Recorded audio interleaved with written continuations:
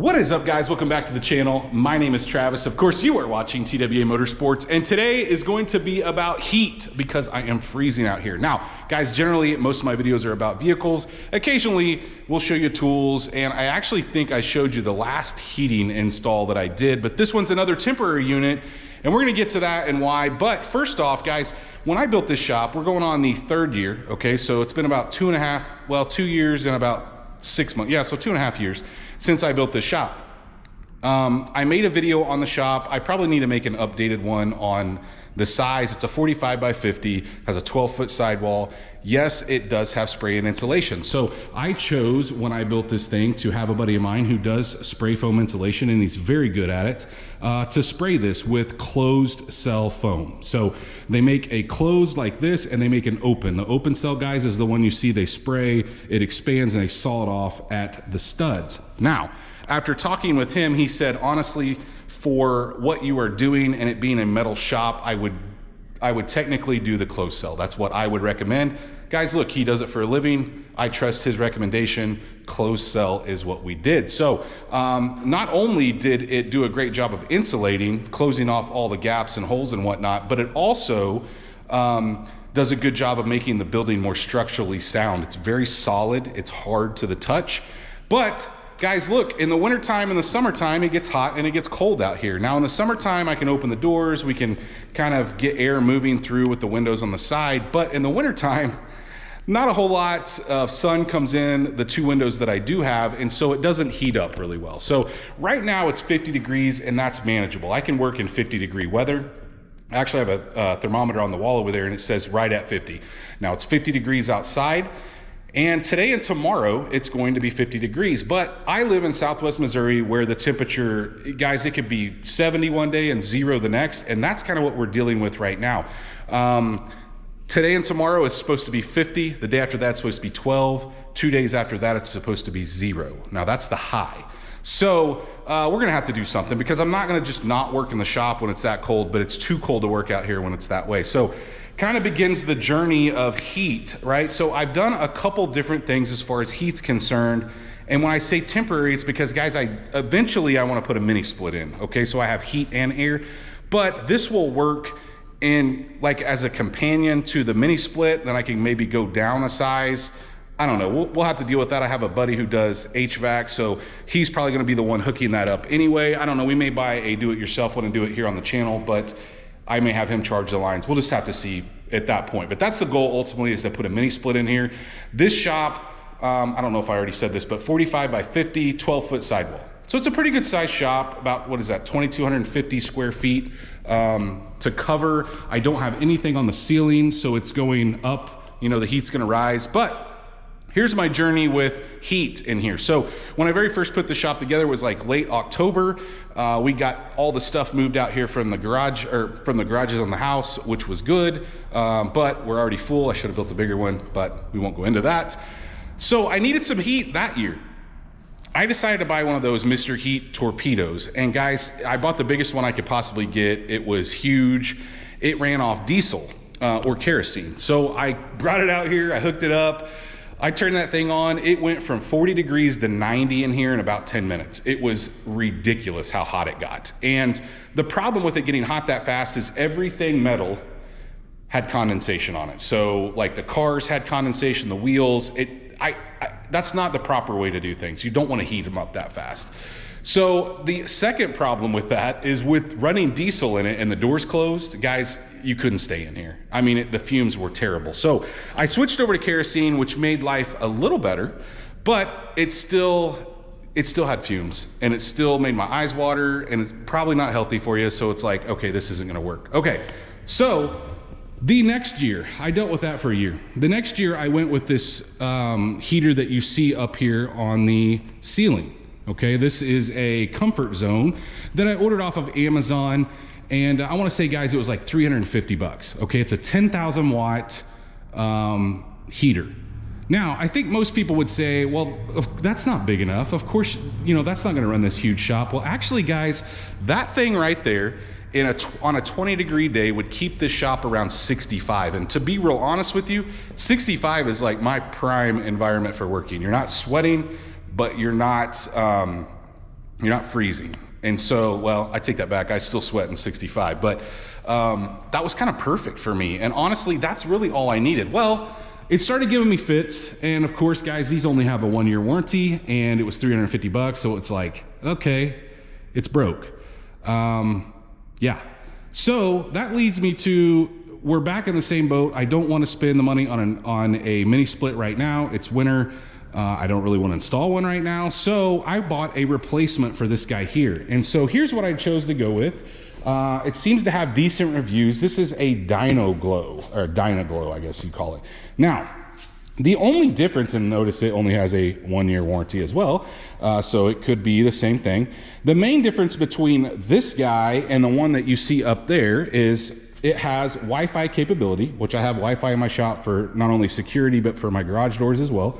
And this makes life a little easier. So maybe I'm hoping that I can hook it to my Wi-Fi, be able to adjust it from my phone like you see. So like if I'm getting ready to come out here within a couple hours, or maybe I'm on my way home from work that night and I'm gonna work out in the shop, I can set it to, you know, like let's say 65 or 70.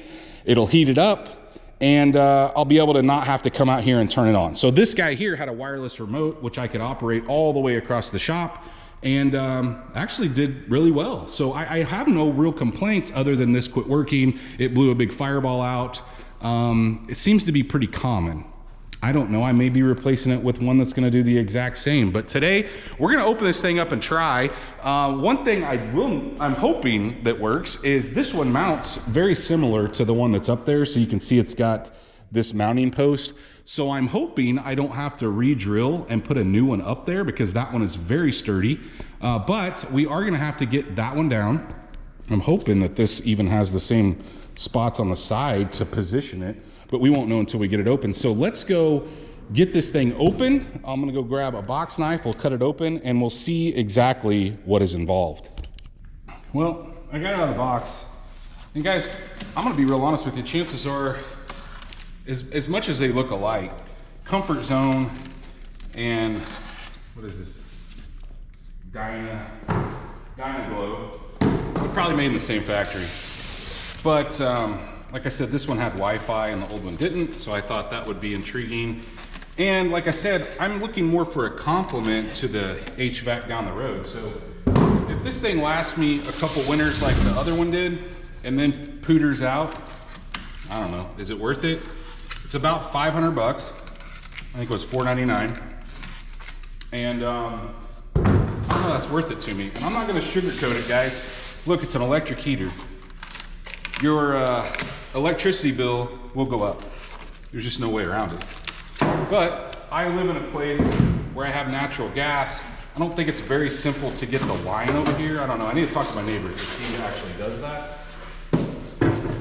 But you've got the bracket, and you got the unit itself. It looks very, very similar to the one that's up there, I'll be real honest with you. What I need to do though is I need to go up there and see about the bracket, see if this bracket here fits around it, because it literally has the little thumb screw thing on the side too. I think we can just use that bracket. That's gonna make our life way easier. And it's not that that's that big a deal. It comes with lag bolts to mount the bracket. I actually doubled up on mine. I just thought it made a little more sense. I put a second 2x4 up there as well, just for some added security since there is cars under it. But look, this is more of a replacement than an install video, but you're gonna have to have a pretty good size wire. I think they call for number 6 or number 8 wire, and at least a 50 amp breaker. Okay, so we've already got all that installed. We do not have to do that part. And if I made a video on that one, I don't remember if I did or not, I'll link it in the description down below, and I'll also put a link to the heater that we're using. But let me crawl up there and see if this bracket's the same. And then we're gonna pull this out, and I'm probably gonna have to have somebody help me load it up into place. We'll go from there. I just climbed up there, checked out the mount. Guys, we got lucky. It's the exact same mount. That one actually maybe goes down a little further, but as far as the width, right? So the way this sets on there, we can get away with using that mount up there, which is great. Like I said, it comes with lag bolts to mount it. And it also comes with a little credit card, what I call a credit card remote. That little guy right there. Now, what I need to do is I need to climb up there. I need to unhook the power. Guys, be very safe here. Kick the breaker off. Sometimes it may be even smart to pull the breaker out, which is what I'm going to do. And I can't show you guys that because it's way over in the corner and it's probably gonna be quite a chore for me to get over there. But we're gonna pull the breaker out just to make sure we don't have any power jumping across here. And then we're going to unhook the wiring, and I'll try to take you guys up there and show you, because what we're gonna have to do in order to get the wiring correct is we're gonna have to pop one of these pop outs out in order to get the wiring into the proper area, if that makes sense. This obviously comes off somehow. Okay, there's screws along the front to hinge the bottom out of the way to hook up the wiring, so that's perfect.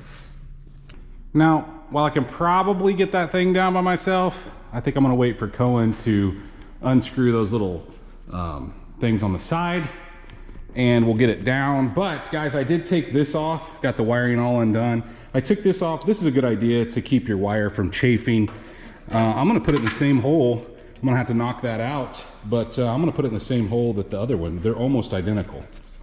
Got the old one down. I actually did it by myself. Rested it on my head. Bracket lines up. This is the bracket that came with the new one. Lines right up with what we got going on there. So you can see what I'm talking about. These will work. Now, the little thumb screws, however, are different. So make sure that you use the thumb screws that came with the new one, which we've got the two right here, and then we'll position it probably the same angle this other one was positioned, which you have to use this hole for one of them, the bottom one.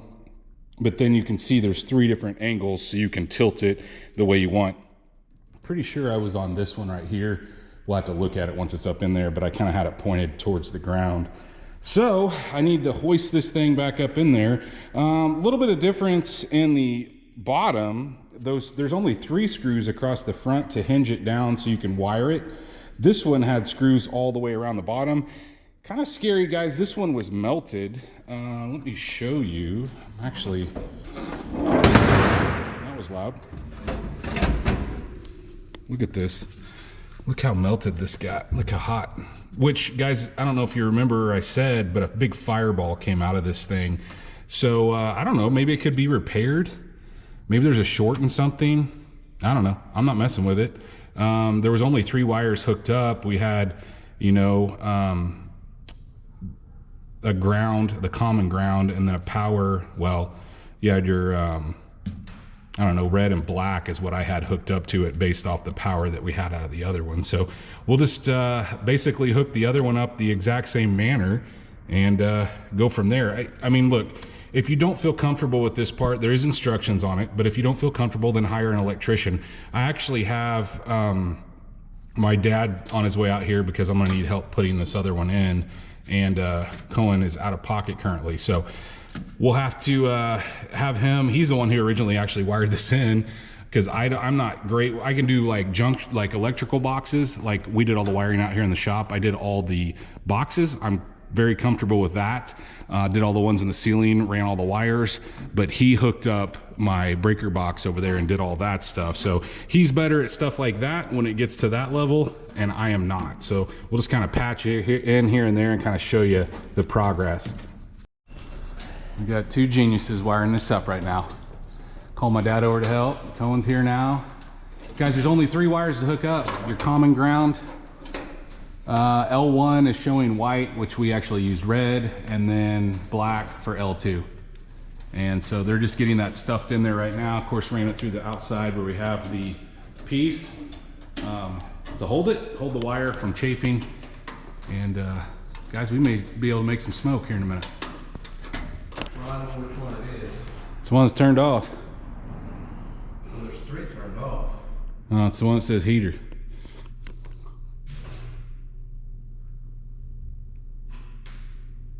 Am I just freaking blind?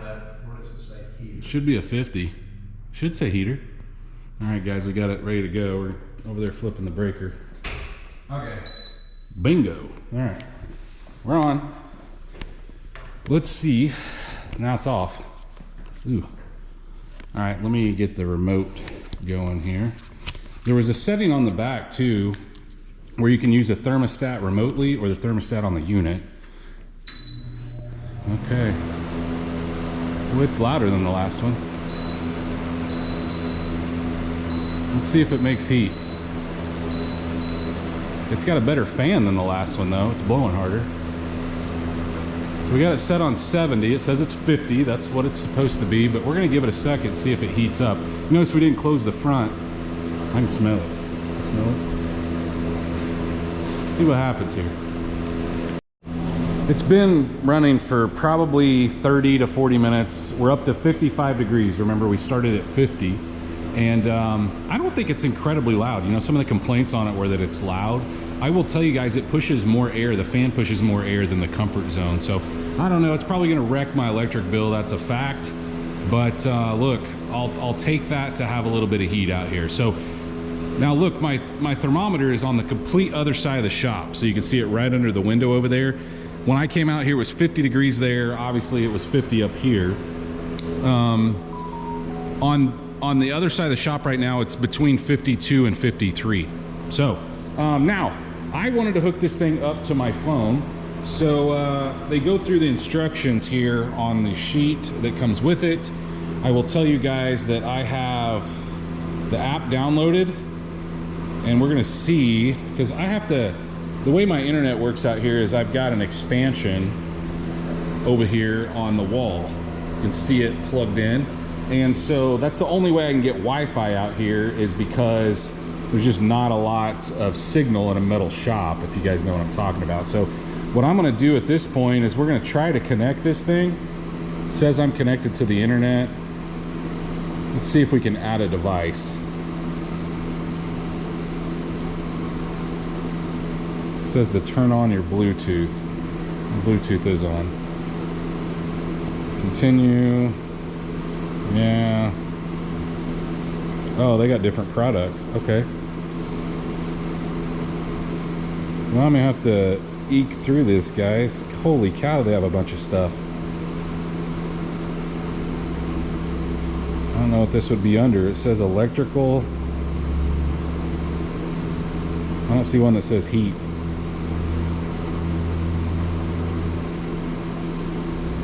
Well, I won't make you guys watch me struggle through this. Let me see if I can find the heat, and I'll let you know where it's at.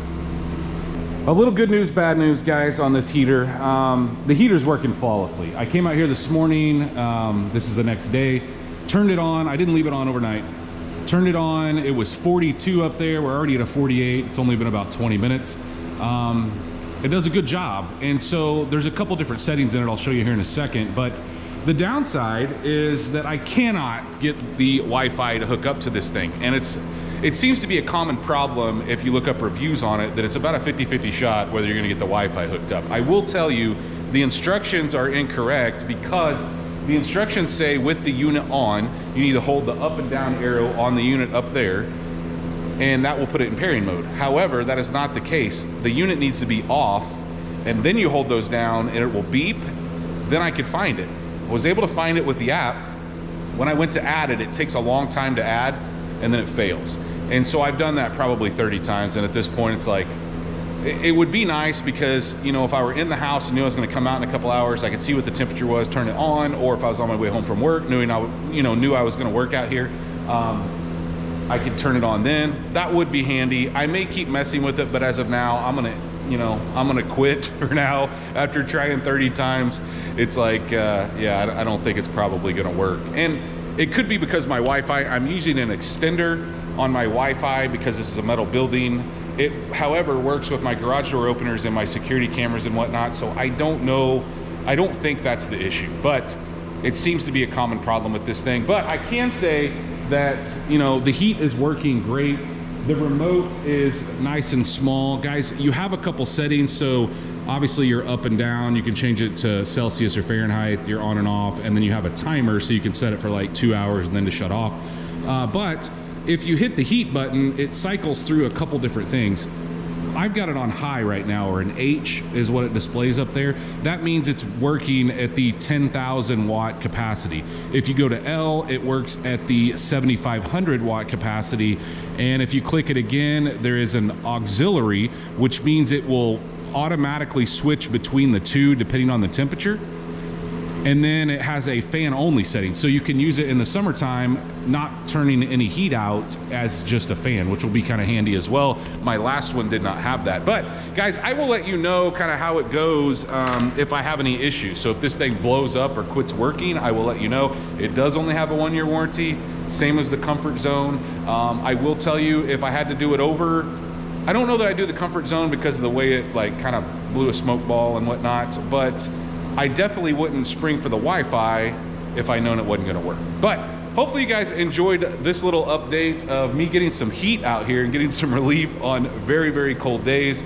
Like I said, I don't need it to be 90 out here, but 60, that's like the prime working spot for me, 60 to 65. But if you did enjoy this video, guys, please, like always, go down there and hit the subscribe button. Of course, ring the bell notification. That'll notify you every time we drop a new video on this or any of these cars. And stay tuned to see what we work on next.